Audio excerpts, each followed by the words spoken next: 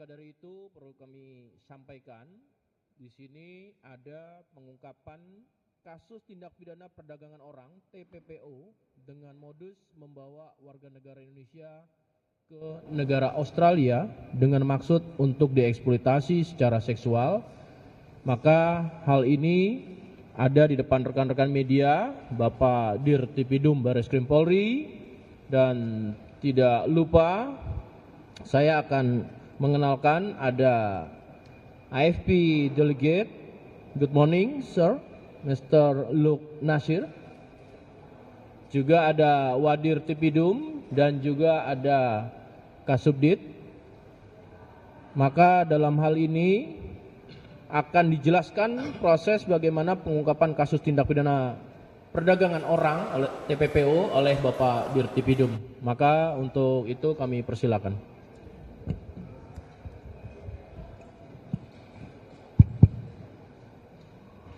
Terima kasih. Assalamualaikum warahmatullahi wabarakatuh. Selamat pagi dan salam sejahtera buat kita semua. Om Swastiastu, Namo Buddhaya, salam kebajikan. Yang kami hormati Bapak Karopenmas, Brigjen Polisi Truno Yudo. Yang kami hormati, good morning, Federal Agent Luke Nasir. Beliau adalah LO AFP di Indonesia. Yes. Yang kami hormat dan kami banggakan rekan-rekan media yang berbahagia, pada kesempatan hari ini kami akan menyampaikan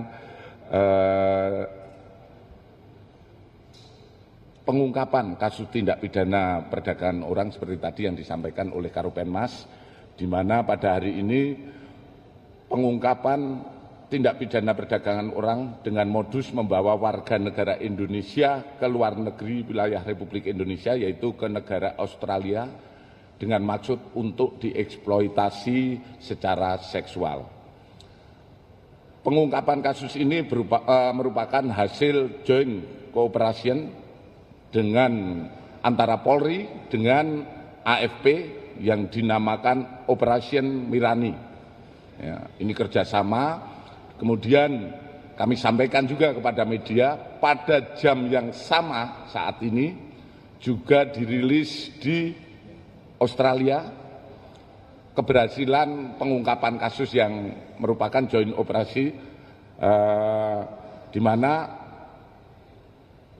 operasi ini adalah menindaklanjuti pertemuan SOMTC AFP Polri di Sydney pada tahun 2023, di mana saat ini AFP dalam kesempatan yang sama juga melaksanakan rilis di negara Australia, seperti tadi yang kami sampaikan. Bahwa perkara ini diawali adanya informasi dari AFP pada tanggal 6 September 2023 tentang adanya dugaan tindak pidana perdagangan orang dengan modus WNI bekerja sebagai pekerja seks komersial di Sydney, Australia. Kemudian kami dengan AFP bertukar informasi, dan informasi tersebut menjadi bahan penyelidikan kita, dimulai dari pendalaman keterangan para korban di Sydney, Australia, dan menyita barang bukti yang berkaitan dengan dokumen perjalanan, dokumen perekrutan, bukti pengiriman uang, dan bukti percakapan antara korban dengan perekrut, yang akhirnya kami melakukan penangkapan terhadap tersangka. Jaringan yang diungkap yaitu tersangka atas nama FLA, perempuan 36 tahun, ditangkap di Semanah Indah Blok G nomor 3A, Kelurahan Semanan, Kecamatan Kalideres, Jakarta Barat, pada tanggal 18 Maret 2024, di mana yang bersangkutan berperan sebagai perekrut korban, menyiapkan visa dan tiket keberangkatan korban ke Sydney. Selanjutnya menyerahkan korban kepada saudara SS alias Batman yang berada di Sydney. Kemudian tersangka yang diamankan oleh AFP yaitu SS alias Batman berperan sebagai koordinator di beberapa tempat prostitusi di Sydney tersangka Batman menjemput korban, menampung dan mempekerjakan para korban di beberapa tempat prostitusi yang ada di Sydney, serta memperoleh keuntungan dari para korban.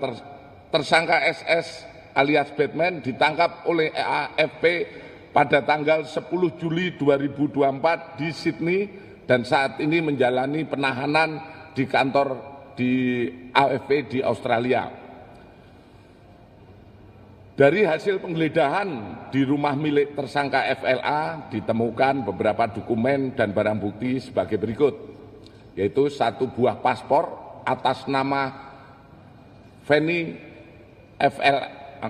atas nama FLA, kemudian 2 buah buku tahapan BCA atas nama tersangka, 2 kartu ATM BCA Platinum, 3 buah handphone, 1 unit laptop Asus Vivo 15 in warna gold, 1 buah hard disk internal warna putih, kemudian 28 buah paspor milik WNI. Hal ini masih kami dalami apakah paspor ini merupakan korban atau bukan.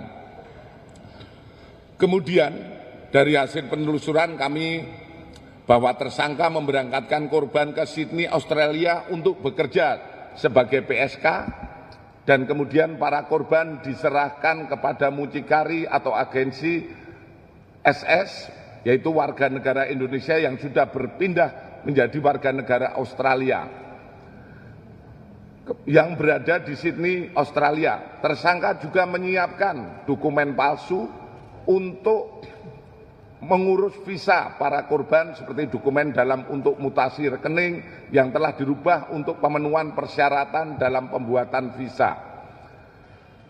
Kami menemukan catatan pembayaran dan pemotongan gaji yang mana dikirim oleh korban yang sudah bekerja sebagai PSK di Sydney ke WA TSK sebagai bentuk laporan dan kontrol bagi TSK dari TSK sebagai perekrut di Indonesia.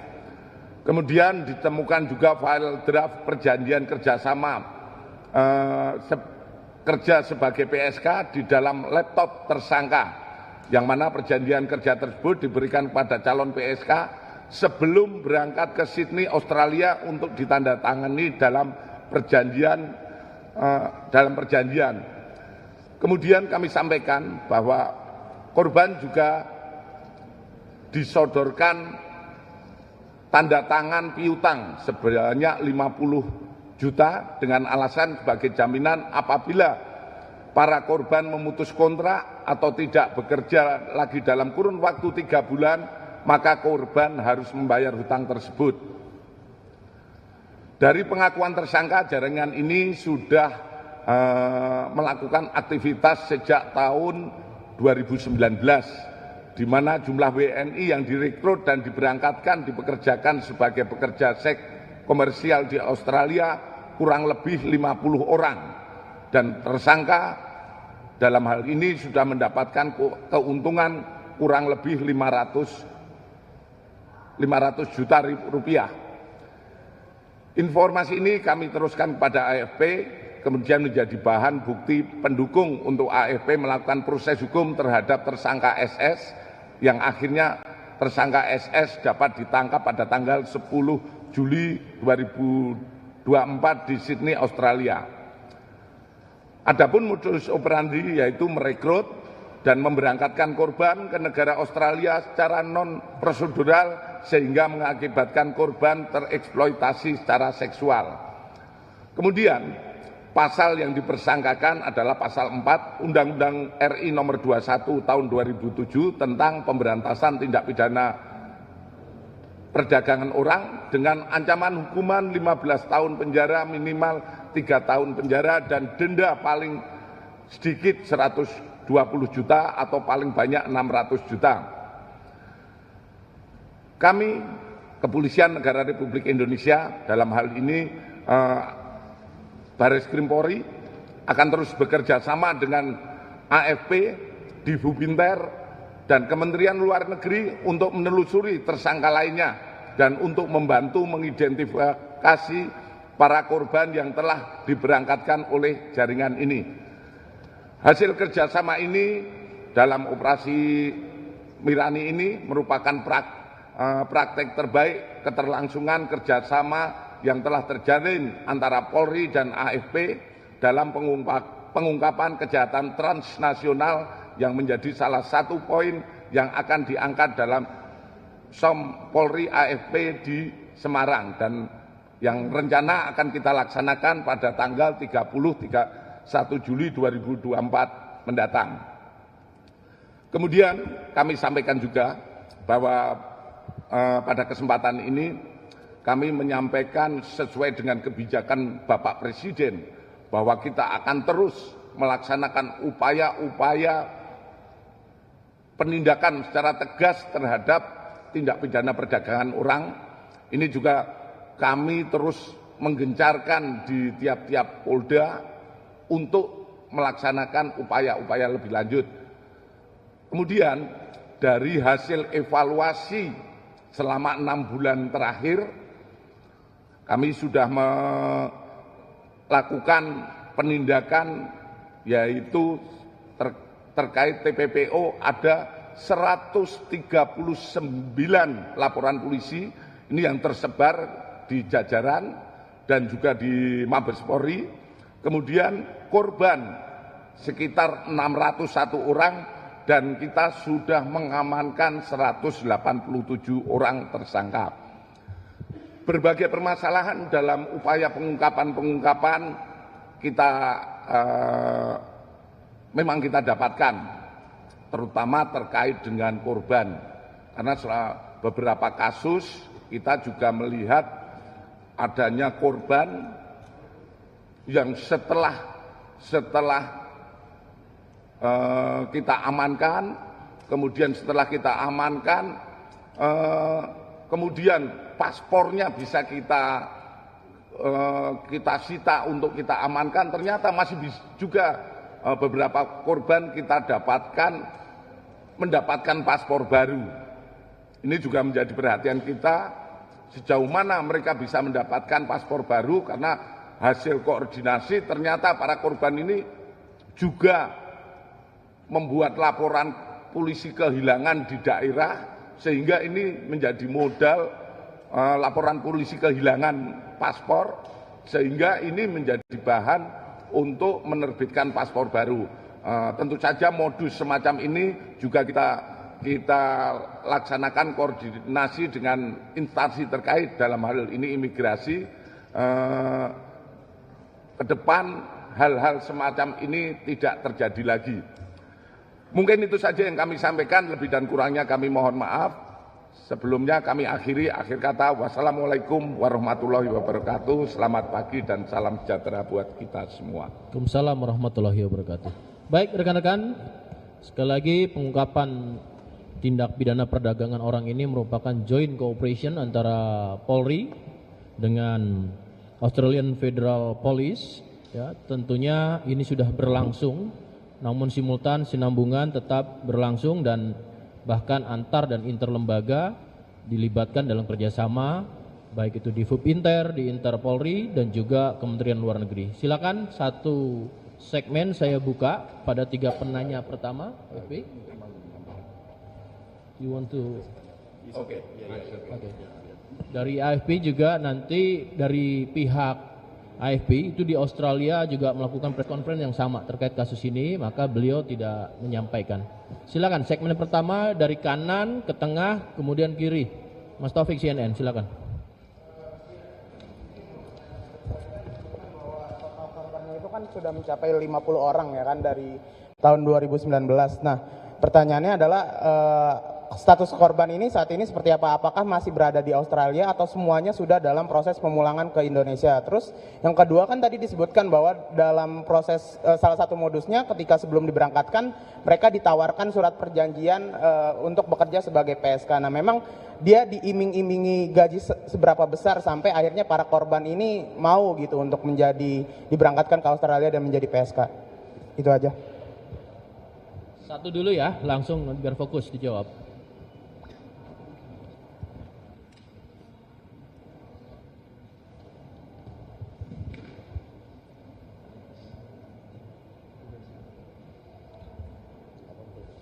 Terima kasih. Untuk 50 orang korban ini masih ada juga yang di Australia, dan ini juga menjadi bahan yang kami sampaikan kepada AFP untuk pengembangan, dan juga ada sebagian yang sudah kembali ke Indonesia.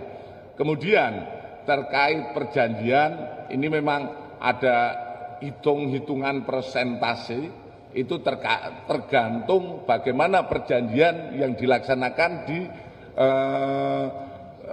di Sydney sana, di tempat prostitusi. Terkait berapa jumlahnya itu variatif, ada beberapa mengikuti jam kerja yang ada. Kemudian dari hitung-hitungan yang kami sampaikan, tadi ada kerugian dari 50 orang itu yang bersangkutan bisa mencapai keuntungan sekitar 500 juta rupiah. Ini tentu saja iming-iming yang disampaikan dengan gaji yang di sana pasti cukup tinggi, dan ini variatif. Ya. Lanjut tengah, Mbak Tempo. Ya Pak Dirjihan dari Tempo, Pak, mau menegaskan yang tadi. Tadi kan korban udah diketahui tujuan untuk ke Sydney ya. Nah itu sedari awal memang dia tahu bahwa akan dipekerjakan secara seksual atau ada penipuan terlebih dahulu. Nah terus untuk pemulangan tadi Pak, itu pemulangannya dari pihak imigrasi kita dan imigrasi Sydney sana, atau ada yang secara pribadi bisa pulang sendiri? Lalu untuk unprocedural tadi, berarti yang dimaksud unprocedural itu visa yang dimaksud tidak sesuai tujuan gitu Pak ya?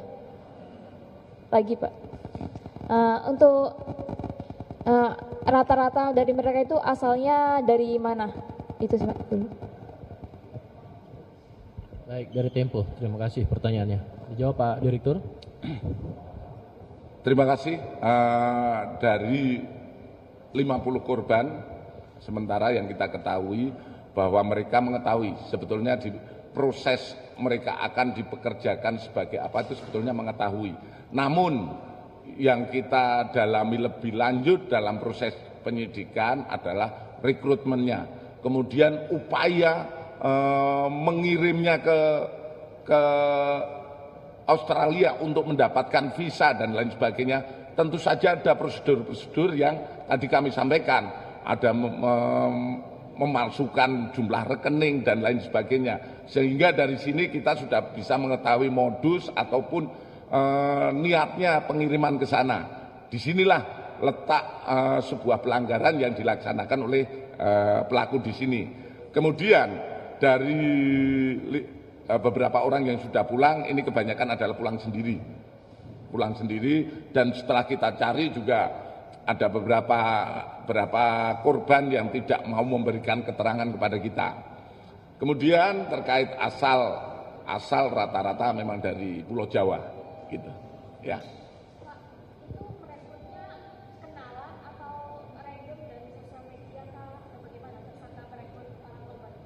Nah, cara merekrutnya itu banyak, ada beberapa hal yang disampaikan, mungkin juga antar teman yang sudah bekerja di sana memberitahu kalau mau bekerja di sini melalui agensi yang ada di sini, dan sementara ini belum kita dapatkan perekrutan melalui media sosial dan lain sebagainya.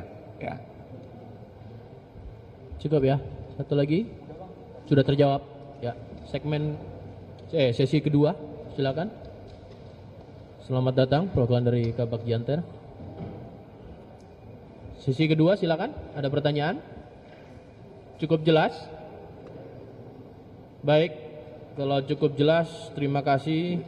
Thank you to Mr. Luke Nasir. Would you? Okay, thank you. Baik rekan-rekan, pada pagi hari ini tentu press conference terkait dengan pengungkapan tindak pidana perdagangan orang menjadi bagian daripada komitmen baik itu negara Republik Indonesia dan Polri serta adanya joint cooperation. Mari kita bersama-sama lindungi keluarga kita dan lingkungan kita jaga, dan tentunya sekali lagi pekerjaan kolaborasi akan menghasilkan sesuatu yang lebih optimal. Saya tutup, terima kasih. Wassalamualaikum warahmatullahi wabarakatuh.